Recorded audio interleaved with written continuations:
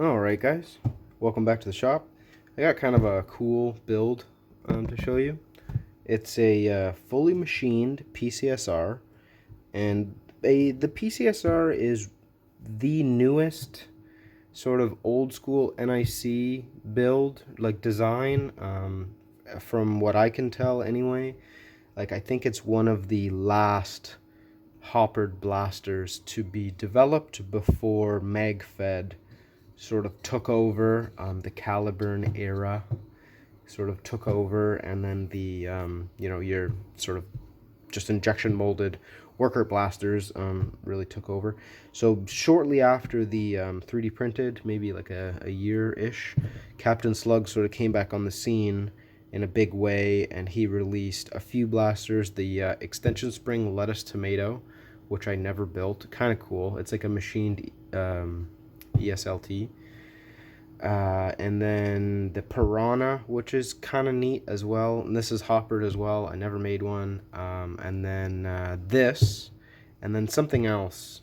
It was like a bullpup sort of like thing, but anyway, this sort of caught my attention a long time ago, and I actually asked Slug to cut out these parts for me, because I was having this at the time, right? Like polycarb builds were still a huge deal, and I was making plus bows and rainbows, and like it's just a different world, right? And online, I just thought that everyone's polycarb looked so much better than mine. And I was like, how does everyone get all these like really accurate cuts on a bandsaw, and like why is it so smooth? Like, am I using the wrong blades?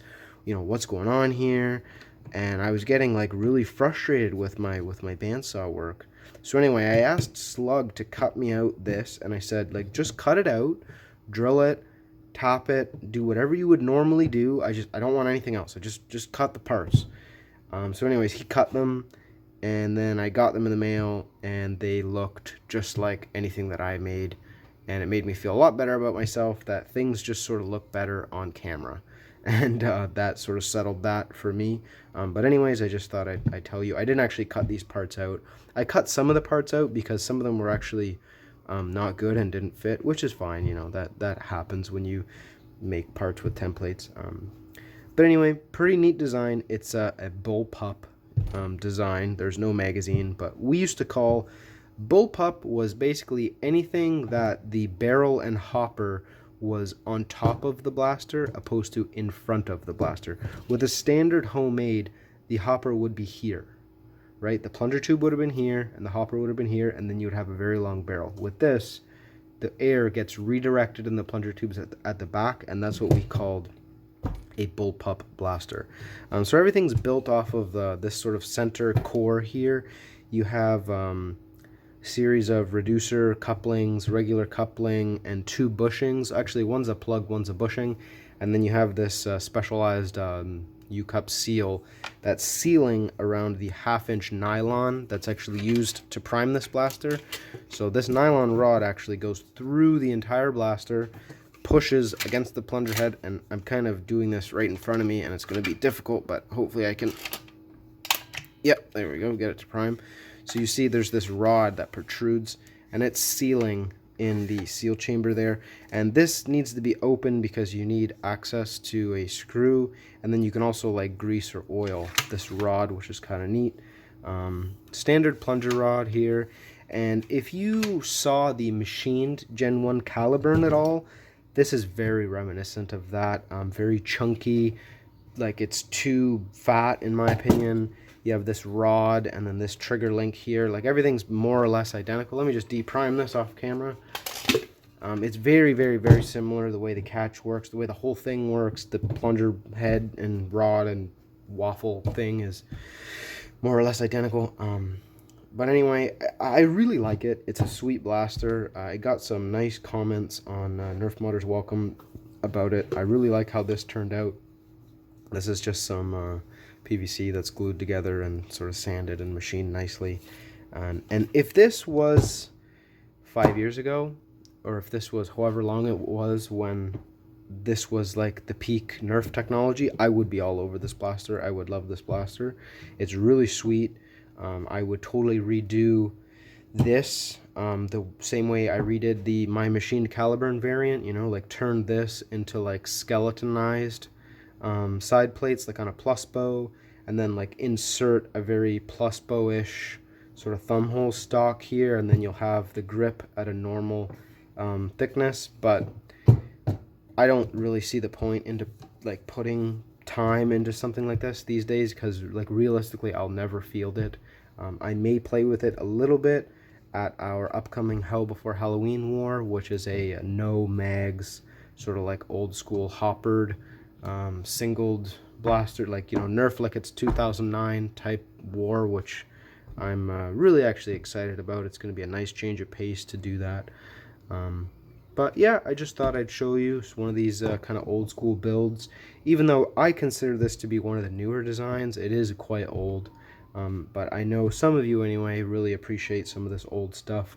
So that's enough of it on the bench.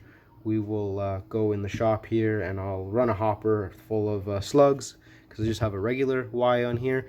If you wanted to use modern ammunition, you could easily print a 35-degree Y and shoot regular old darts, but I don't feel that's necessary because I have thousands of slugs, and it's just fire some regular slugs through it. That's significantly easier. So anyway, yeah, we'll see you in the shop, and we'll run a hopper through this as fast as possible. Alright guys, so it's actually been many months since I did the first clip of this on the bench over there. I've actually brought this to a war, used it almost all day, and yeah, anyway, we'll do the overview now. I don't really remember exactly what I said in that first clip, but so I'll probably say a couple of these things again. But just starting off, this is incredibly uncomfortable. All these old school polycarbonate homemades that with like the plates, like the original plus bow, they need a lot of refining. Nerfomania and Ryan McNumbers did a lot of that back in the day with the plus bow, and then I feel like I did quite a bit as well. So anyways, getting right into it, it did perform very well all day if you can get around the grip. I did what I could to smooth the grip, but man, it really sucks, to be quite honest. And if this was, you know, however long ago, 7 years ago, about, I think 5-7 years ago, when like hoppers were sort of the pinnacle of Nerf technology in wars, and like this is your primary, this is what you're going to be using, you're going to be using this all day, you know, for years, like this is a primary blaster that you will actually use.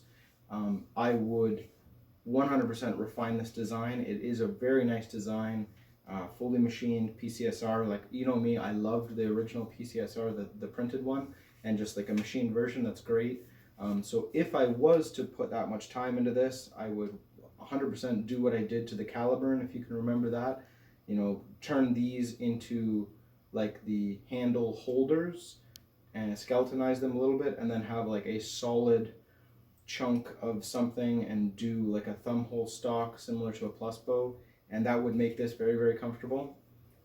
But since those days have come and gone a long time ago, there's really no point for me to do that, revise the design, make new templates, go through all this time and money, and you know, I'm probably never going to sell one, and I'm probably never going to use this unless we have like goofy old school wars, which we do.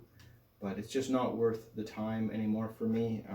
Hoppers are, they're done. They're old news. So anyway, that's that. This is sort of a relic of a very special time in Nerf, in my opinion.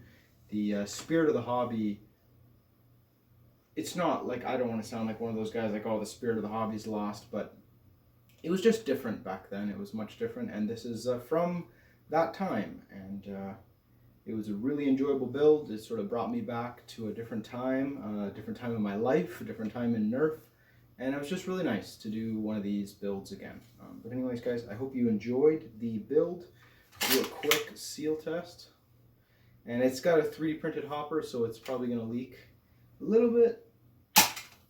Yeah, leaked right out. Oh, and I actually had a dart in the chamber, so let's try that one more time. And I don't know how good these printed hoppers seal. Yeah, not good at all. But anyway, doesn't really matter. with hoppered blasters too much. Seal does help, but it is what it is. These printed pieces, they really don't seal great unless you glue the barrel in and glue this in. This connection here is actually glued, but without gluing these two, it's not a perfect seal just because of the layers. And this is printed in 100% infill ABS. So I'll probably, I don't know, we'll fire off a few rounds, like a box or something, just like the old days. And I'll see you over there in a second. So this might get a bit loud. Just firing some like FVJ type darts. I don't know if you remember these. They were like those red tip prototype ACC darts that sort of came and went really quick because they're very dangerous. It's like a hard plastic tip.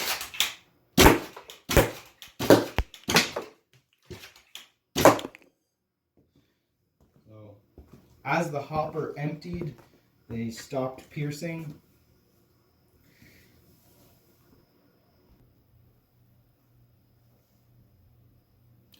So as I was saying, as the hopper empties, the dead space grows, and your velocity drops kind of significantly, as you could see. I only had like half the hopper full, so it wasn't at full power anyway. But yeah, your shots get weaker as you get to the last one, and I think the last two didn't even pierce. So that's just the nature of hoppers. The first one went right through. A couple of them went through anyway. So yeah, that's pretty much it, guys. I hope you enjoyed the fully machined PCSR by Captain Slug, built by me, but designed by Captain Slug. So anyways, guys, hope you're doing well, and I will talk to you again soon.